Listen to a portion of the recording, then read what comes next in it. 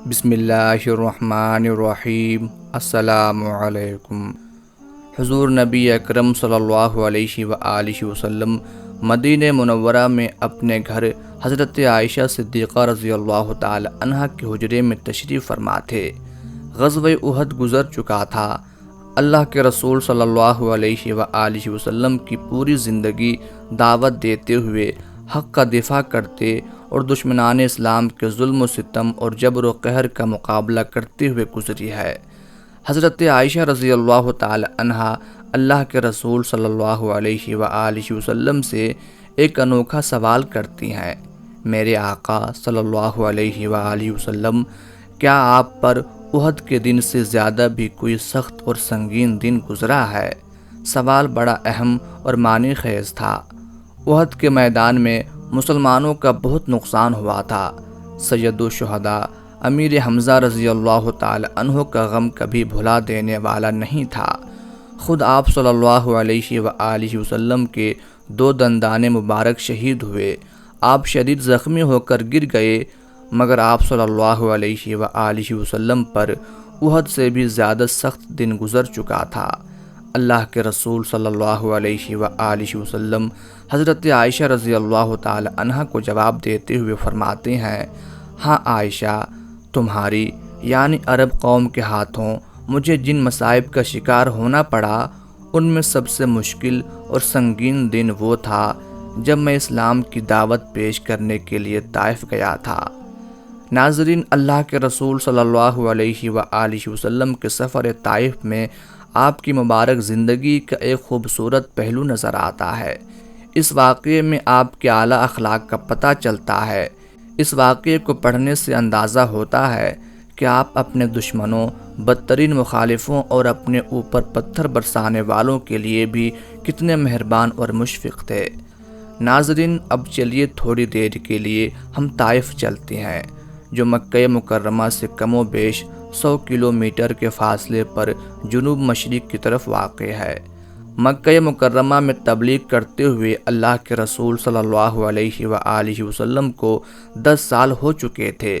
شوال کا مہینہ تھا اور عیسوی حساب سے مئی کے آخری یا جون 619 عیسوی کے ابتدائی ایام تھے کہ اللہ کے رسول صلی اللہ علیہ وآلہ وسلم اپنے آزاد کردہ غلام حضرت زید بن حارثہ رضی اللہ تعالی عنہ کو ساتھ لے کر طائف روانہ ہوئے۔ طائف میں مکہ مکرمہ کے بڑے بڑے سرداروں کی زمینداریاں تھیں، ان کے اپنے باغات تھے۔ یہ علاقہ اس دور میں بھی اپنے باغات اور رنگا رنگ پھلوں کی وجہ سے مشہور تھا۔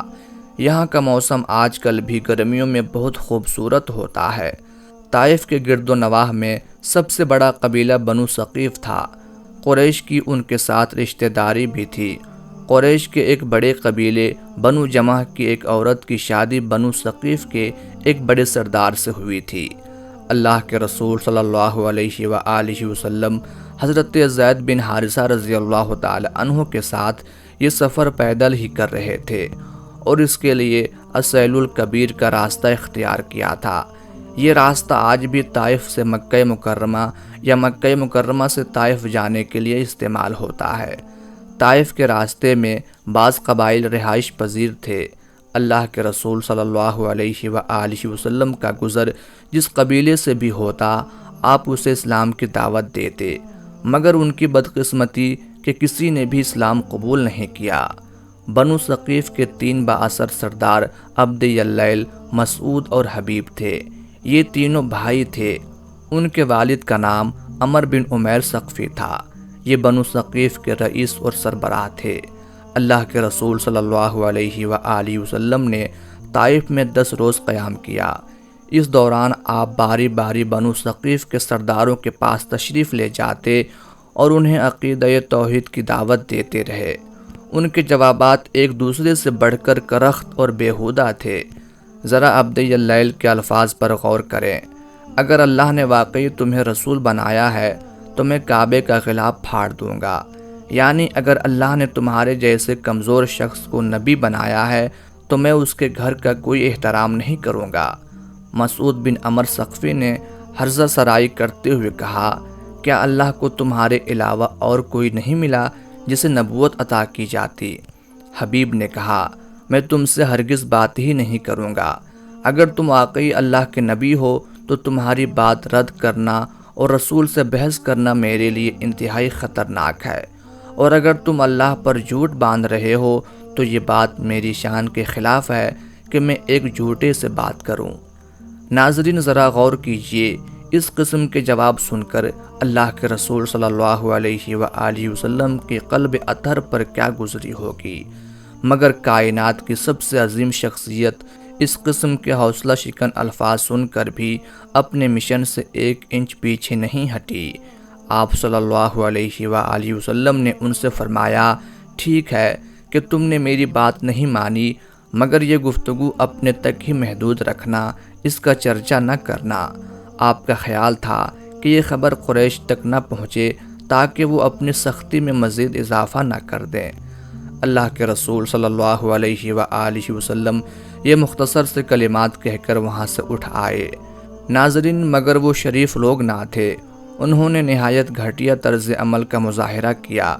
نہ صرف علاقے میں منادی کروائی بلکہ جب آپ صلی اللہ علیہ وآلہ وسلم نے واپسی کا ارادہ فرمایا تو باشوں اور آوارہ گردوں کو شہ دے کر آپ صلی اللہ علیہ وآلہ وسلم کے پیچھے لگا دیا اور انہیں ہدایت کی کہ وہ اللہ کے رسول صلی اللہ علیہ وآلہ وسلم کو تنگ کریں اور ان کا راستہ روکیں۔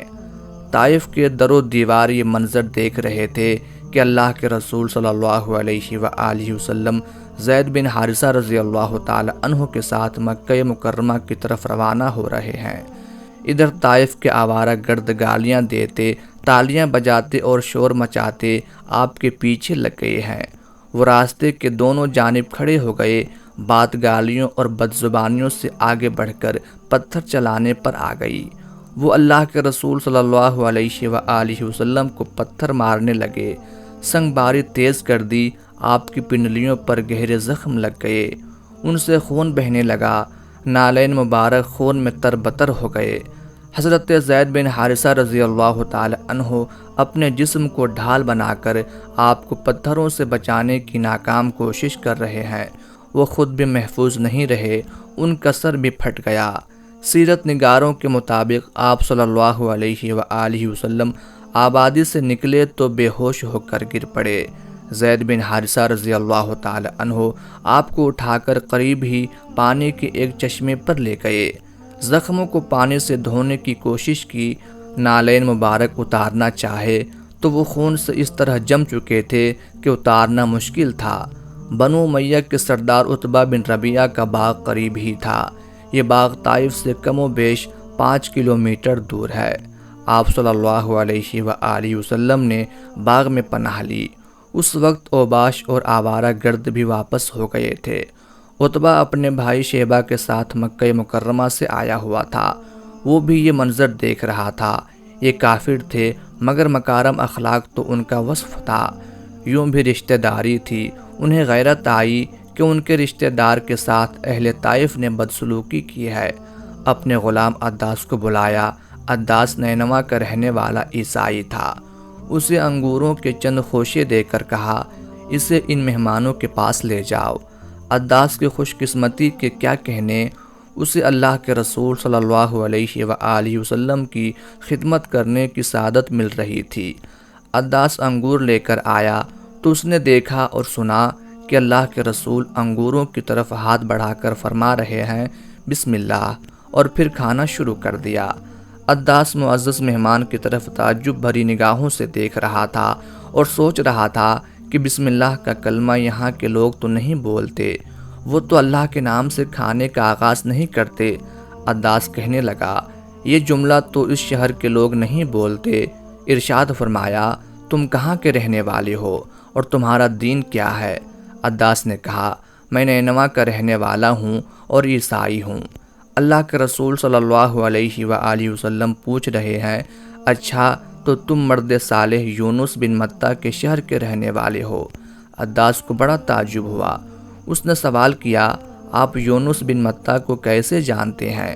آپ نے فرمایا وہ میرے بھائی تھے، میرے اور ان کے درمیان نبوت کا رشتہ ہے، وہ بھی اللہ کے نبی تھے اور میں بھی اللہ کا نبی ہوں۔ عداس نے یہ سنا تو اللہ کے رسول پر جھک پڑا اور آپ کے سر اور ہاتھ پاؤں کو بوسہ دیا۔ دور بیٹھے ہوئے عتبہ اور شیبہ یہ منظر دیکھ رہے تھے۔ عداس کی قسمت بہت اچھی تھی، اس کے نصیب جاگ اٹھے۔ وہ بے اختیار کہہ رہا تھا، میں گواہی دیتا ہوں کہ آپ اللہ کے بندے اور اللہ کے رسول ہیں۔ ناظرین، طائف والوں کا سلوک آپ کی توقع کے کہیں خلاف تھا۔ اس پریشانی کے عالم میں آپ نے اپنے رب سے رجوع کیا اور اسی سے مدد مانگی۔ اپنی امت کو سبق دیا کہ اگر کوئی مشکل وقت آئے تو صرف اور صرف اپنے رب سے رجوع کرنا اور اسی سے مدد مانگنی ہے۔ اللہ کے رسول صلی اللہ علیہ وآلہ وسلم باغ سے نکلے تو غم و الم کی شدت سے طبیعت نڈھال اور دل پاش پاش تھا۔ قرن المنازل کا مقام کوئی زیادہ دور نہیں۔ وہاں پہنچے تو اللہ تعالیٰ کے حکم سے حضرت جبرائیل علیہ السلام تشریف لائے۔ آج ان کے ساتھ پہاڑوں کا فرشتہ بھی ہے۔ وہ آپ سے گزارش کرنے آیا تھا کہ آپ حکم دیں تو وہ اہل طائف کو دو پہاڑوں کے درمیان پیس ڈالے۔ ناظرین، مکارم اخلاق اس کا نام ہے۔ اس کو اعلیٰ اخلاق کہتے ہیں کہ آپ بدلہ لینے کی طاقت رکھتے ہیں۔ حضرت جبرائیل امین عرض کر رہے ہیں، اللہ تعالیٰ نے آپ کے پاس پہاڑوں کا فرشتہ بھی بھیجا ہے تاکہ آپ ان دشمنوں کے بارے میں اسے جو حکم چاہیں دیں۔ اس کے بعد پہاڑوں کا فرشتہ اللہ کے رسول صلی اللہ علیہ وآلہ وسلم کو آواز دیتا ہے اور سلام کرنے کے بعد عرض کرتا ہے، اے محمد صلی اللہ علیہ وآلہ وسلم، بات یہی ہے کہ اب آپ جو چاہیں گے ہم وہی کریں گے۔ اگر چاہیں کہ ہم ان لوگوں کو دو پہاڑوں کے درمیان کچل کر پیس دیں تو ایسا ہی ہوگا۔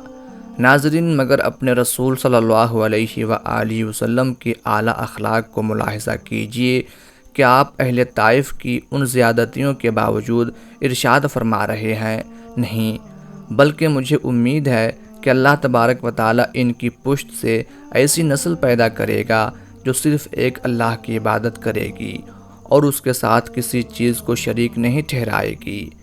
ناظرین، ہمارے پیارے رسول صلی اللہ علیہ وآلہ وسلم کی یہ تمنا پوری ہوتی ہے۔ آپ صلی اللہ علیہ وآلہ وسلم کی امید بر آتی ہے اور اہل طائف آپ صلی اللہ علیہ وآلہ وسلم کی وفات سے پہلے اسلام قبول کر لیتے ہیں۔